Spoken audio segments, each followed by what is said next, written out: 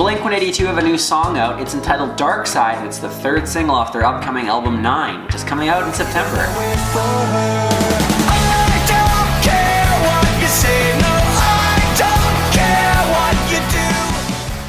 The album is called 9 because it's going to be their 9th studio album, as well as it's being released in September. I'm sure it's just a coincidence, but a little weird. It's not a coincidence, let me tell you that. Let me just say right off the bat, it's nice to hear a song that has Matt Skiba as the lead vocalist. I'm of the rare variety that actually likes Matt Skiba and enjoys the sound of his voice, so I'm very happy to actually hear that he's singing the majority of this track. In fact, I would have been happy if he was the only person singing. The previous single, Happy Days, had only Mark, so it would have been nice to have a Skiba-only song. It's one of my pet peeves of modern Blink is how it's always Mark and Matt trading off. There's no single songs. There's no songs of them both shit! His vocals in the Blink-182... The vocals in the Blink-182 songs are quite different than the vocals in Alkaline Trio, whereas in the Alkaline Trio music, it's much more dark and gritty, more of a punk sound, and then here you get more of the cleaner, poppier sound. And that's mainly due to the heavier production on the vocals as well as the multi-tracking. The song starts with a reverberated, slightly electronic sounding verse. Reminds me a little bit of 80s new wave or electronic, mixed in with some of the electronic stuff from the mid-2000s, such as the music produced by The Killers. That's my line! It sounds like if you mixed The Cure and The Killers and made it a bit more electronic. And then that leads into your classic, loud, catchy, screaming Blink chorus that they've done on almost all their songs. It's very echoey and it reminds me a lot of the mid-2000s rock. Matt Skiba is singing loud, screaming. You can hear his vocal cords ripping out of his throat as he yells the chorus, "I'm going to the dark side with you! I'm going to the dark side with you!" Okay, shut up. Look at the camera. He yells out the term dark side a million times. Blink has obviously picked out a buzzword to use, and they wrote the entire song about it. This is very common in popular music to pick an interesting sounding word and to basically write an entire song around the word. Then it goes back to that quiet sounding verse again, this time with Mark. And this again just reaffirms my belief that I wish Matt was the only one singing on this song. I do just think that Matt sounds better in the song than Mark. That's not a dig at Mark. I love Mark's voice. This feels like a Matt song. The song definitely does kind of feel like it was written by Matt mainly. The melodies are very Alkaline Trio-esque, almost like if you took Alkaline Trio and brought it into the future. The song structure is a very tried and true Blink-182 formula, with verses, choruses, and bridges in very specific spots. It seems like this new formation of the band has really come across a really good songwriting process, and it's pumping out really solid and consistent tracks. From one point of view, you could say it's a bit repetitive, but I think songs like this show that with the right process and structure, the song can end up being very catchy. It does seem pretty obvious though that they're trying to write a radio-friendly track, but it kind of seems like that's the direction that the band is going in right now, so you can't really knock them for sticking with their style. I mean, Blink have always been somewhat poppy within their songwriting in the last 20 years.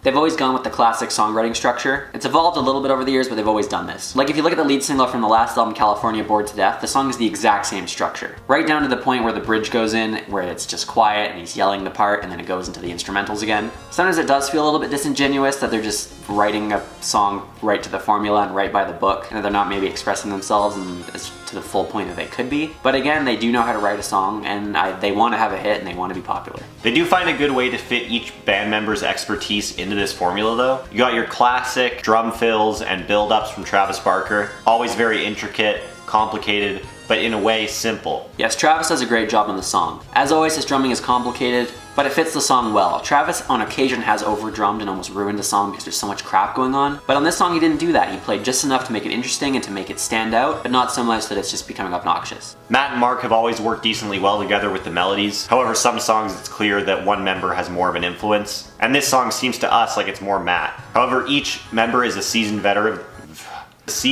of their field, and it comes together with something that doesn't have many holes in it. Getting back into the production and mixing of this track, it's very slick and well produced. Definitely has a modern feel to it. It still holds true to the classic production of pop punk music, but with some more modern elements added in. It's like if you take punk music, pop punk, all that, and mix it in forward with a bit of electronic and modern influence, that's what you have here. Now the pop punk purists, the punk purists, the rock purists may not like this for that reason, but if you're someone who's more open-minded or interested in hearing Blink evolve, or more of a futuristic Blink, modern Blink, whatever you want to say, then you may like this. Fans of this blend of genres will really enjoy where Blink is going with this, and this type of production is appealing to that same group of people. It's that type of production that, no matter what song it is, it ends up being very catchy and sticks in your mind, just because how clean and memorable it is. Yes, I feel like depending on what you're looking for in the band, that will greatly affect what your opinion of the song is. If you love the sound of Dude Ranch, you're probably gonna absolutely hate this. But if you're someone who's really into modern music, you might like this. If you're somewhere in the middle like we are, you may have mixed opinions. I'm happy to see that Blink is evolving and not trying to recapture the sound of a previous album. There were moments on their last last album where it sounded like they were trying to sound like their earlier work, and this is definitely not that case. They really are bringing the band forward. I don't think it's a good idea to try and sound like your former self if your heart isn't totally in it.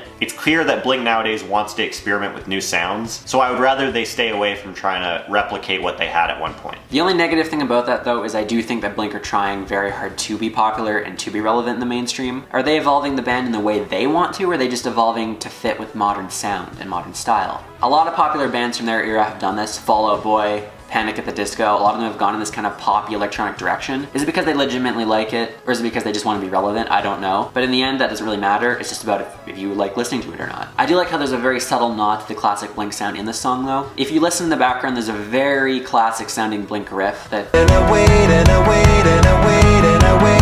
almost a little Tom DeLonge-esque in there. Where are you, Tom? As well as there's no na-na, na-nas, yas, or woes in the song at all, which is really nice, as California was absolutely filled with that shit!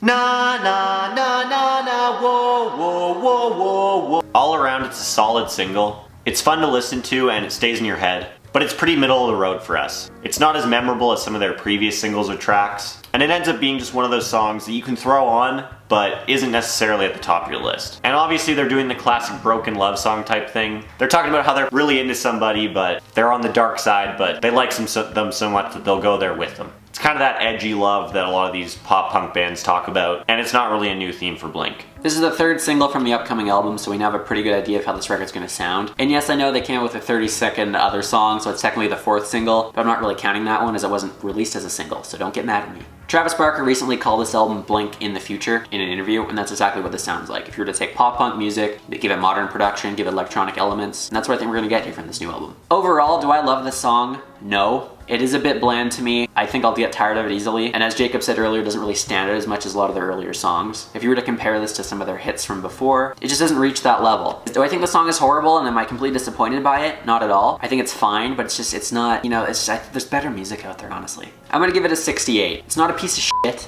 I'm not totally disappointed by it. I think it's a good song. I mean, I don't want to be too hard on it. It's a nice little song, but it didn't blow my mind. It's not the Matt Skiba, Mark Hoppus, Travis Barker collaboration that I was always hoping for, and that's just what I think personally. Objectively, you know, it's okay. That's what I'll give it. I gotta agree wholeheartedly with Connor. You have to admire the consistency of these three individuals. When they come together, they always produce something that technically is very good, but in terms of the song's essence and how it really hits me, it's just not the same as what I know that they can do. So because of that, and the fact that, admittedly, it's a very well-structured song, I'm gonna give it a 65. It just doesn't have those certain aspects to me that make a really great song. Thanks for watching. Let us know in the comments what you thought of this song. Do you agree with us? Do you think it's an awesome, amazing song? Are you super happy with it? Or did it piss you right off? Let us know. Join in on the conversation. And fucking subscribe.